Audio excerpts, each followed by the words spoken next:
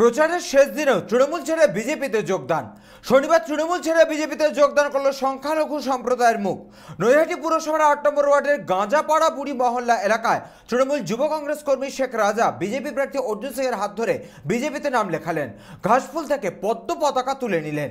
যোগদান পর্ব নিয়ে বিজেপি প্রার্থী অর্জুন সিং বলেন, তৃণমূলে ধস নেমে গেছে। মমতা ব্যানার্জি মানুষ জাতির বিরোধী, উনি ক্ষমতায় টিকে থাকতে মরিয়া। তাও মাইনরিটি ভাই, শেখ রাজা নাম আছে, মাইনরিটি আছে, তাও ভারতীয় জনতা পার্টিতে জয়েন করেছে। তার মানে বুঝতে পারছেন যে তৃণমূলে ধস নেমে গেছে।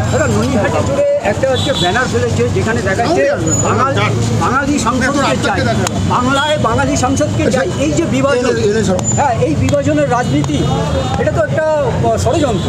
দেখুন, মমতা ব্যানার্জি বাংলা বা বাঙালি বা বিহারি না, মমতা ব্যানার্জি মানুষ জাতির বিরোধী আছেন। উনার দলে উনি মানুষকে মানুষ বুঝেন।